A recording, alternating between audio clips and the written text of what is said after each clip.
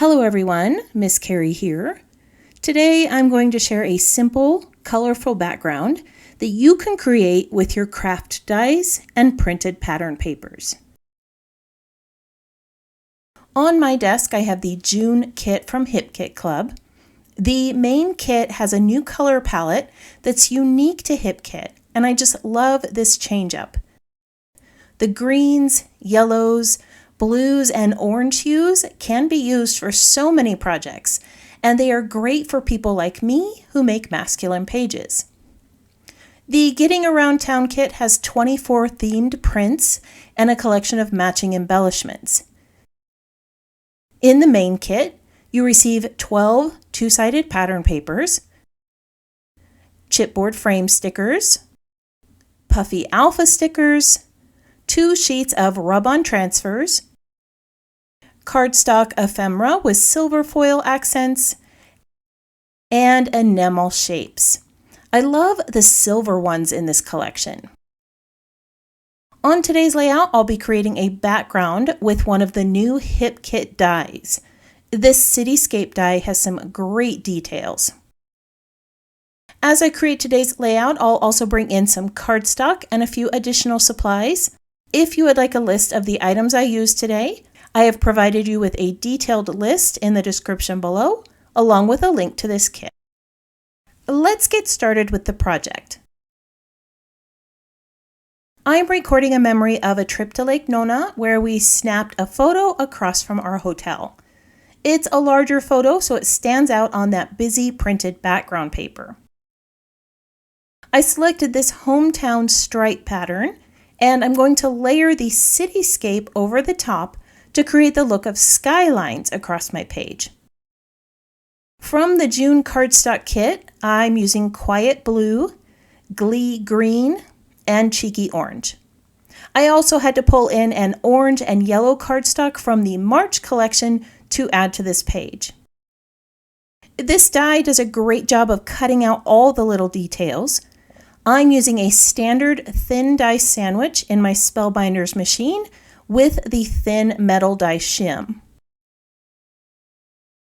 To add some interest to the page, I cut apart a few of the die cuts and I'm staggering them over the patterns on the page.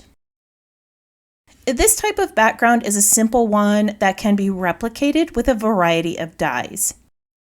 You could use florals or leaves, shapes, or another themed die like this cityscape. I cut mine from cardstock, but you could also cut them from pattern paper. You can add some stamped images, mixed media, or colorful stitching behind your dies. There are a lot of possibilities when you layer dies over pattern papers like this one. Off camera, I adhered the background to some intense blue cardstock. My original plan was to use this color of cardstock for a photo frame, but I decided to cut out this skyscraper pattern instead. This is part of the cityscape pattern paper.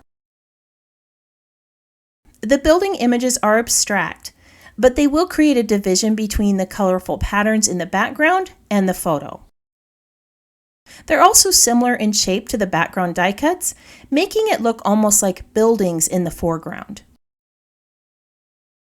Now I want to bring in some of the chipboard frames and die cuts from the main kit to place around my photo. I'm going to add some darker blue items similar to the page frame. I find that this draws your eye towards the focal point image. To add more weight around my photo, I'm going to create a horizontal line with die cuts. I have some trees and a tag that says Adventure. This tag has some great silver details that I love. Above those pieces, I'm going to add a title from a transfer sheet. I like to secure my transfers with mint tape. This prevents them from shifting, and I can use the tape like a hinge to lift the carrier sheet and check that the image has been transferred to my page.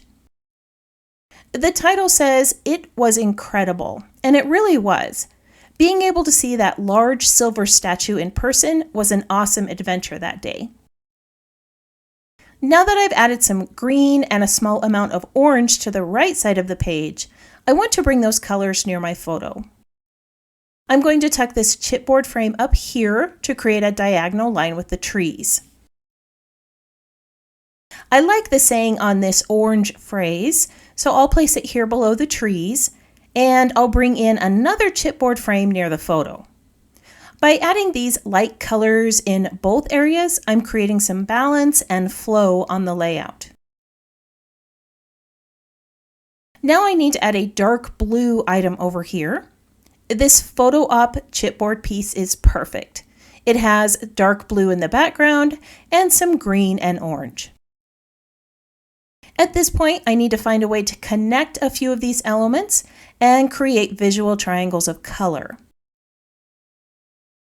I'm going to bring back those transfer sheets and start with this dark blue arrow here near the title phrase. To bring more of that dark blue near my photo, I'm going to add this row of dots up here. And then I decided to move that orange frame to the lower part of the photo and add another line of dots to finish up a frame. I also added a few more of the transfers to my photo near the base of the page.